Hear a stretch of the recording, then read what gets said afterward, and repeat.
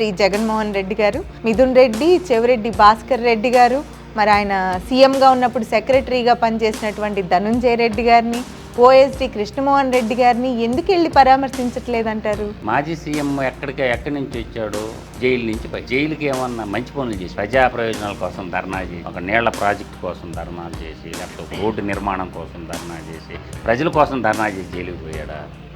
నీతి కేసుల్లో దేశ సంపదను లూటీ కేసు జైల్లో పోయి వచ్చాడు ఆయన. ఇప్పుడు కూడా అవినీతి కేసుల్లోనే ఉన్నారు అందరూ. ఒక ప్రజాస్వామ్యంలో వ్యక్తిని పూజించడం కంటే చట్టబద్ధంగా రాజ్యాంగబద్ధంగా నడుచుకొని ఉంటే ఈ కర్మ పట్టేది కాదు.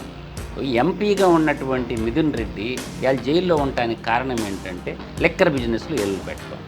ఆయన ఏం చేయాలా? కేంద్ర పార్లమెంట్లో ఉండి రాష్ట్రంలో ఉన్న పెండింగ్ ప్రాజెక్టులు, రాష్ట్రానికి రావాల్సిన పెండింగ్ పనులు, రాష్ట్రానికి అవసరాల గురించి మాట్లాడాలి. రాష్ట్రంలో లిక్కర్ వ్యాపారం అంతా ఆయనకి ఏం పని? చెవిరెడ్డి భాస్కర్ రెడ్డి ఏమని చెప్తున్నాడు?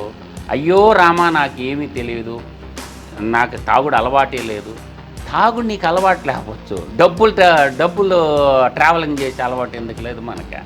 అందువల్ల ఏంటంటే ఆయన ఈ డబ్బులు అక్కడి నుంచి ఇక్కడికి, ఇక్కడి నుంచి అక్కడికి ట్రాన్స్పోర్ట్ చేసిండు, ఈయన ద్వారానే జరిగింది, ఈ డబ్బంతా మ్యానిపులేట్ జరిగింది అని ప్రజలు ప్రభుత్వం సిఐడి అధికారులు భావిస్తున్నారు. ఎందుకు పరామర్శించలేదు అని అంటే, నాకు చెప్పిన వరకే ధనుంజయ రెడ్డి ఎక్కడి నుంచి అందరికీ తెలుసు, కృష్ణమోహన్ రెడ్డి ఎక్కడ ఉంటారు ఊహించండి, మీరు అందరూ ఊహించుకోండి. రాష్ట్ర డీజీపీ ఎక్కడ ఊహించుకోండి. తిరుమలకొండ CEO ఎక్కడ వాడు ఊహించుకోండి. గనులో దోచిన గనుల వెంకటరెడ్డి అంటారండి, ఆడెక్కడోడు తెలుసుకోండి. తర్వాత బేవరేజ్ కాస్ట్రోల్ MD మేనేజింగ్ డైరెక్టర్ ఆడెక్కడోడో తెలుసుకోండి, వాసుదేవరెడ్డి వాడు. తర్వాత ఇంకా చెప్తాను ఇంకో పేరు, రాష్ట్రంలో ముఖ్యమంత్రి ప్లేస్లో ఈక్వల్గా ఉంటుంది ఒక post, chief secretary Jawahar Reddy, ఎక్కడోడో తెలుసుకోండి. వీళ్ళంతా కడప మిడతల దండు, అంతా కడపే.